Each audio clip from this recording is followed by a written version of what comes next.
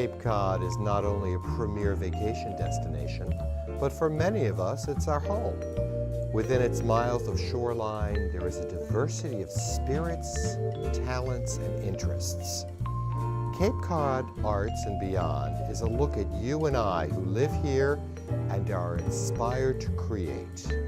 From the bridges over the Cape Cod Canal to the sand dunes of Provincetown and everywhere in between, we look to profile, highlight some of this artistic spirit.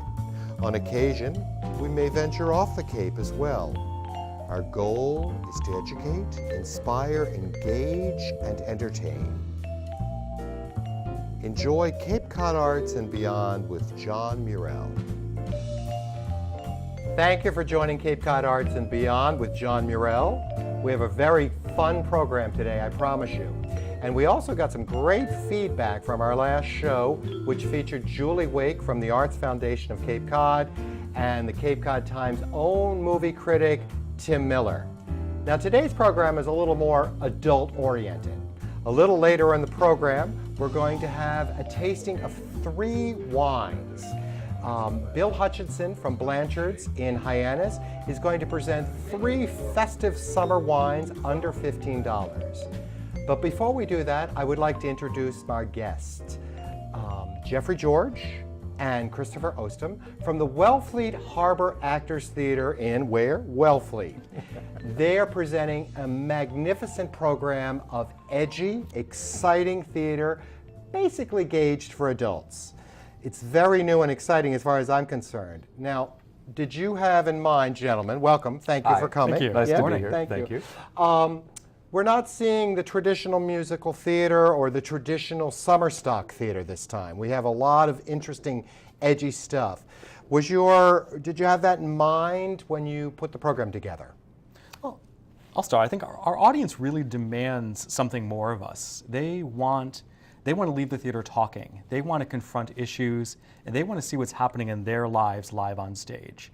We're so lucky to have an educated, thoughtful, engaged audience that really wants to be part of the conversation. So we like to find things that are going to get them talking, and get them excited, and get them worked up. And most of the shows this season are really so script-based. All of the scripts for the plays and the musicals, there are 3 musicals actually this season, that they're so rich and so deep, and they really give the ability for audience members at intermission or when they walk out of the theater to really start to engage about what it is that they saw and how it affects their life. I mean, we love for nothing more than to have the audience in the lobby at intermission going, this play confounds me, or this play angers me, or this play stirs up these emotions in me. I mean, we've had people leave the theater and say things like, God, I love this play, but I feel so drained right now. And that's the experience we love to bring to our audience. Yeah. Well, what do you have to say for people that say, all right, I read the New York Times every day, and I'm really tired of politics already, I'm tired about global warming, and I want to go to the theater to enjoy myself. And I may not enjoy myself at your shows. Will I? Absolutely you will. And I say that because the news that you read or that you see on television isn't necessarily entertaining. So if you can deliver the same kind of information for people to talk about through an entertaining manner, it lightens the subject and it gives them the freedom to be able to express themselves and to talk about what it is that they saw. And I'll add that these plays aren't issue plays. These aren't plays about addiction. These aren't plays about sexuality. These are plays that are beautifully written about the human experience, but that happen to address the sexuality or drug abuse or crime. Or censorship, or even local fare. Unexpected Joy takes place in Truro and in Provincetown. Okay. Now, I don't want to take the time right now because we never have enough time to sort of talk through your whole season. But they can obviously go online and look at what.org, right? Yes. WHAT.org. .org, and that will give them entire season. Yep. Yeah, you started your season already, right? That's right. When no one has the courage to start anything in the winter. You did a production of Shakespeare's A Midsummer Night's Dream. Yes. First time ever doing Shakespeare. And what'd you think about it? What'd your audience think about it? We had a ball, and the audience had a ball. And our numbers, we do this spring program now. We've done done it for 4 years or 3 years, and the numbers keep growing in March, which is really incredible. And the school systems are starting to sign on to it. We do student matinees for the Nauset Middle School and for now this year the Provincetown School System, and we've had requests now from the charter schools. Excellent. So, yeah. Excellent. That's a good thing. Yeah. I want to talk about theaters because we always hear like the Cape has a huge amount of theaters, but I must bring the elephant in the room and point to it. There are professional theaters on Cape Cod, and then there are loving community theaters, and we love them all, but some audiences members don't really know the difference. Why would I come to Wellfleet Harbor's theater to see a production as opposed to someone that's down the street that's a community theater? Well, we hope you go to all of them. Okay. And you will see talent that crosses between the stages, which I think is really important to point out. I would say if you're going to take kind of a black and white version of what's professional and what's community theater, I would say that we are a union house, and so we do employ Actors Equity, and we do run a season contract with Actors Equity. So you will see seasoned professionals that do this full-time as a career and make a living at it. And I would say that perhaps community theater is definitely through the love, but they are not necessarily making their living at it. And so the majority of our performers on stage do make their career by being an actor. And it's possible to do that. Excellent. Now, when you're working with a professional actor, a company of professional actors on a new show, what are your expectations from the actors on their first day of rehearsal? Do they come with their script learned, or they just show up and say, what do you want? What do you expect? Well, I'm a huge respecter of people's process. And actors often come, when do you want me off book? When do you want me off book? And I always say, no, really, that's your process. Whatever it takes to get it into you, I'm going to respect that. But I also expect you to be working towards that goal of getting off book. On the first day, I want to hear wonderful questions. I want to be confounded with questions that I didn't even consider. So example, last summer we did the world premiere of James Armstrong's adaptation of Moby Dick. Right. And everybody knows the novel, or they think they know the novel, or they've at least looked at the cover of the novel in their life. We spent 3 days just answering questions. Questions about the history, questions about cetology, questions about how do you actually live on a ship like this? You know, what are the ropes called? What is the rigging called? How does it work? And we had a few cast members who were very learned in this area. And others who were just complete blank canvases. You know, it's interesting. A director always has their version of what the backstory is for all the characters, but each actor also brings what they think their backstory is for their characters. And so it's a collaboration of pulling, if you have all those backstories kind of aligned, then you know that the information that's going to get delivered to the audience is going to be clear and it's going to be entertaining, because we're all coming from the same viewpoint. And that happens in the rehearsal process. So do you think of theater as education, entertainment, or all the above? I think definitely all of the above. Okay. I think we want to entertain. At its most primal, theater is going to be an entertaining experience. But at the same time, it can serve all those other purposes. It can be a religious experience. It can be an educational experience. But all of it's grounded in being entertainment. You know, for years, this theater has, somehow it coined the word edgy. And edgy doesn't really fit us. I would like to look at it more as information, and information that is made available to everybody nowadays through the media, through social media, Twitter, Facebook. Prior to this generation of a new way to communicate, perhaps the theater was edgy because it was the only place that you could get that kind of information, but now it's available to everybody. And so I look at our programming really as being informative, and hopefully will engage the audience to be able to have those conversations that you might have through social media, but now we're touching each other, and it's real. There's a synergy between the actors and the audience, right? Absolutely. Do you think audience members believe that, or do they think that when they're watching a show? Oh my God, absolutely. Okay. Yeah, it's. I think during we often hold talkbacks after our performances, and during Midsummer, the feedback we received from the audience was tremendous. And they certainly were part of that synergy. They were certainly part of that dialogue during the performance. You want each audience member to go on the journey with each character. And it was clear in the talkback that there were those audience members that identified with Puck, and they went with Puck's journey, or they identified with Oberon. They were delighted at the fact that we managed to get some of the actors to actually climb down the railway on the stairs to like appear as the fairies in Midsummer. And it really kind of enveloped the audience. We did entrances and exits through the audience, and it made them part of the action. Good. Congratulations. I'm really excited about your new season.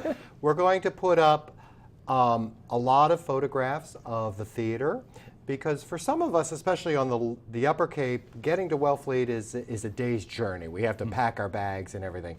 But I think it's worthwhile going up there. And it's certainly easier than going to Boston or New York, right?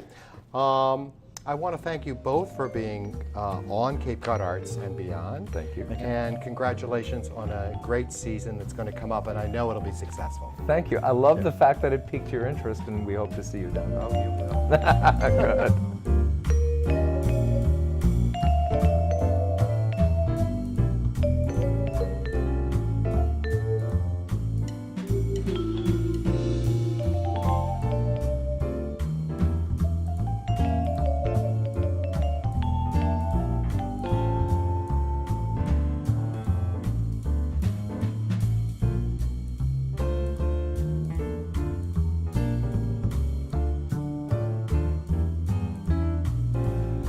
Today's program of Cape Cod Arts and Beyond is presented by Viva l'Italia. The Music and Arts Committee at St. Mary's Episcopal Church in Barnstable Village is presenting Viva l'Italia on Friday evening, May 13th at 6 p.m. Everything Italian. The night begins with a wine tasting of Italian wines, thoughtfully presented by Orleans Wine and Spirits. With the soul of Italy in the room, That's Amore, popular songs from Italy, featuring myself, John Murelle, and the John Salerno Trio. This popular program highlights the songs and stories of Neapolitan arias, music from the films, and the Italian singers from the 1950s and 1960s. The evening will continue with a festive Italian dinner featuring antipasto, lasagna, insalata, and dessert, all accompanied by specially chosen Italian wines. Viva l'Italia, Friday, May 13th, 6 p.m. For information, call 508-362-3977 at extension 15 and leave a message.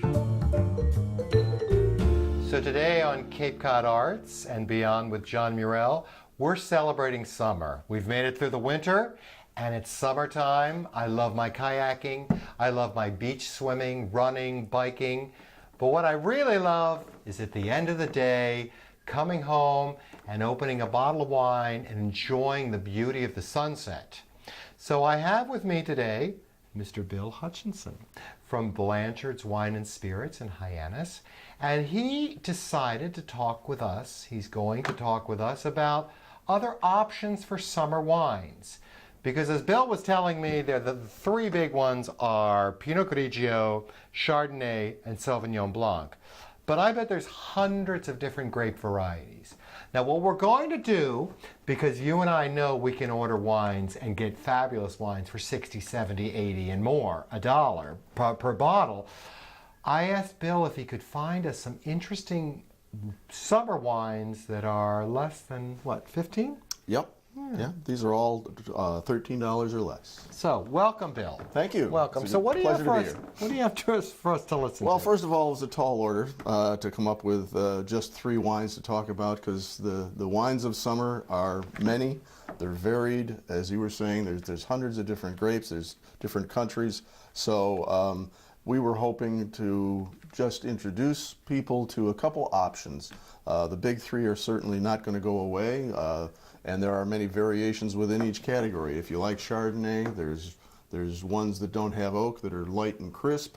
There are more heavy ones that are great with richer foods. They have a lot of buttery notes and so on. And the same can be said for Sauvignon Blanc, which I like to call a chameleon grape because it's different everywhere it's grown. It's grown around the world, and its popularity is not going away. So, but again, we wanted to try a couple that were a little bit different, just so that people could perhaps broaden their horizons and see if they agree with us that these are great wines at reasonable prices. Yeah, and because this is Cape Cod Arts, would you agree that making a good wine, a fine wine, is an artistic endeavor? Oh, without question.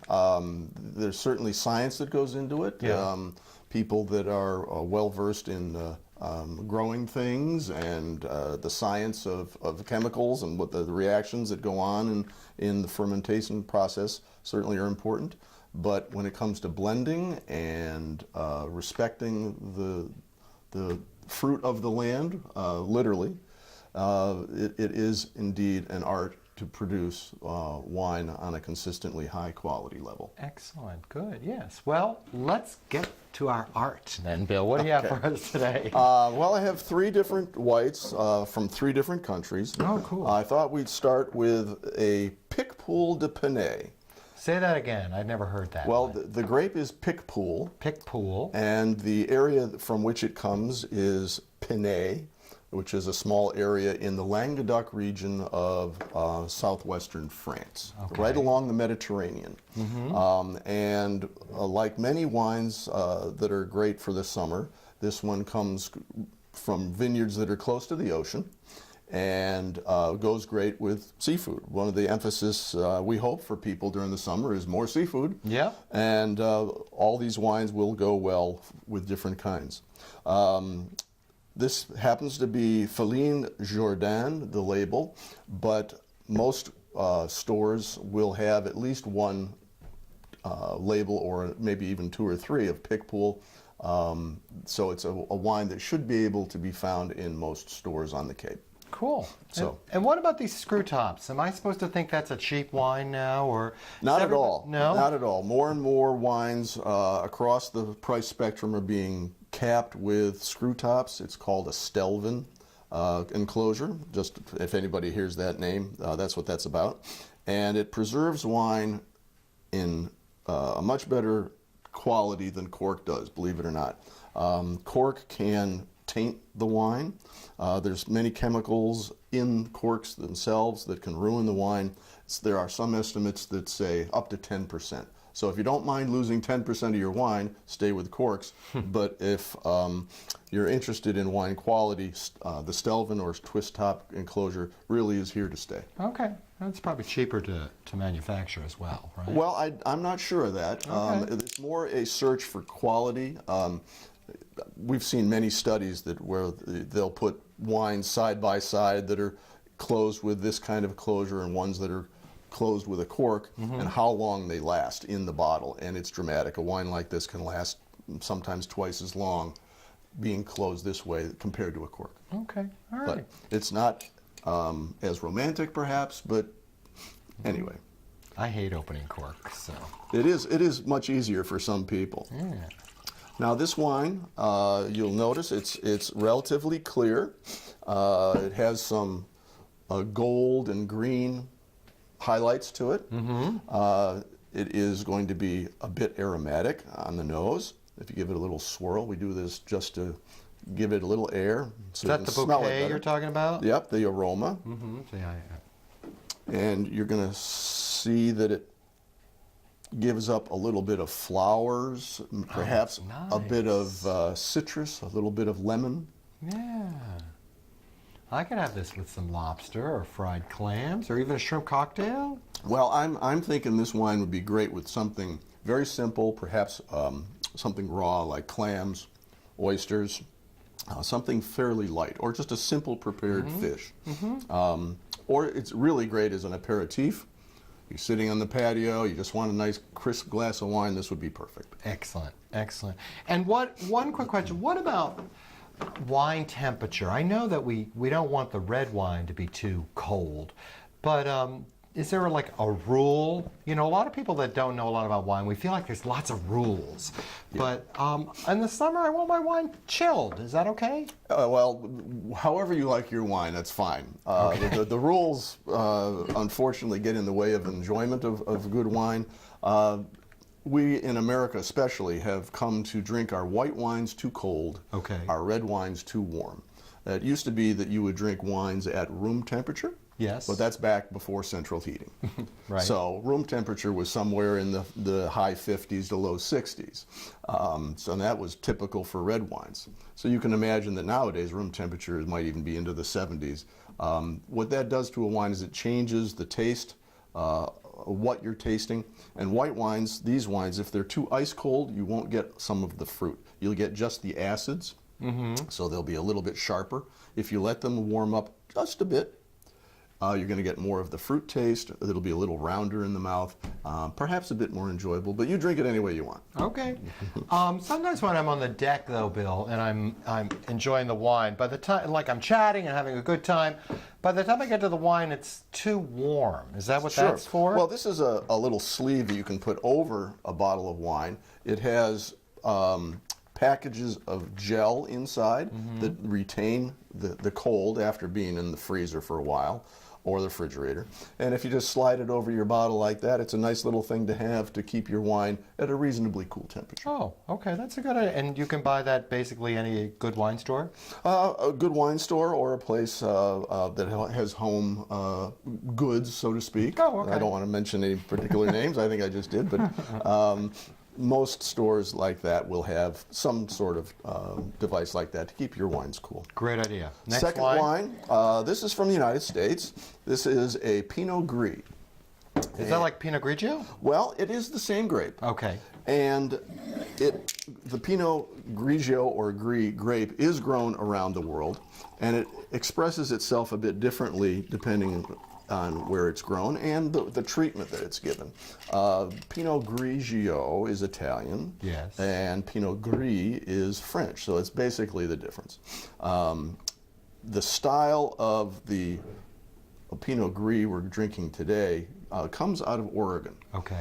And they are becoming very well known for their Pinot Gris. That is a style that mimics the same style that's produced in Alsace, France. Okay. Compared to Italy. In Italy, they will harvest the grapes early, intending it to be less fruity but higher in acid. So it's going to be crisp, extremely light, and not as flavorful. Many people enjoy that style. Fantastic, and it's extremely popular in the summertime especially. This is a bit more ripe when they pick it, so it's going to have more fruit flavors, a little bit reduced acids, a little better with more kinds of food. It's going to hold up better compared to a lighter, less flavorful wine. Okay. So this wine, we're going up a little bit in terms of your seafood, which this is very light seafood. This might be something a little heavier. Okay. Give it a taste. Yes. This is also quite clear. Nice. Now you might smell. Oh, completely different. Completely Yeah. different. You might smell some melon or perhaps a bit of tropical fruit there. I've never been able to go there. I can smell wine, Bill. That's what. Well, describing wine is a difficult thing to do. Yeah. Yeah. Okay, so let's look at the third wine. Oh, I can enjoy that. Thank God it's summer. That's still crisp with a little bit of citrus to it, which will go well, again, with your seafood. The third wine is an Albarino from Spain. And Albarino. This particular one is called La Val, or the Valley. Albarino is grown in the northwest corner of Spain predominantly, and also across the border in Portugal. Okay. The Portuguese is pronounced a bit differently, Alvarinho. Okay. But it's the same grape. And this wine is famous for going with seafood. Okay. Good. It is going to be a bit more peach and apricot taste. They're so different, all the flavors. This would go very well with some richer seafood still, like lobster, mussels, some fish that has perhaps a sauce. like a cioppino or something. It's Exactly. made on, yeah. Exactly. It'll have the stuffing, so to speak, to stand up to something a little richer. Absolutely wonderful. All right, so let's just recap quick. This is from the Languedoc region in France. Yes. And what's the name of the wine again? This one is Féline Jourdain, is the winery, Okay. and it's Picpoul de Pinet. Okay. This is a Pinot Gris grown in Oregon. Yep, Pinot Gris from Oregon, and there are many Pinot variety, Gris, many wineries and many different labels you can search out. One thing about this I should mention is the higher price you get, you're probably going to get a wine that is a little richer. So if you like it crisp, stay inexpensive. Good. And finally, the Albarino from Spain. And as I said before, your local store should have at least one of all these three. Great. So we've been talking about whites all summer for the summer drinking wines. There are some reds that we can talk about on the next show, right? Let's hope so. Summer wines. Oh yeah, very definitely. Barbecue stuff. Okay, so you want to come back again and do it again? I'd love to. All right, thanks, Bill. Thank you.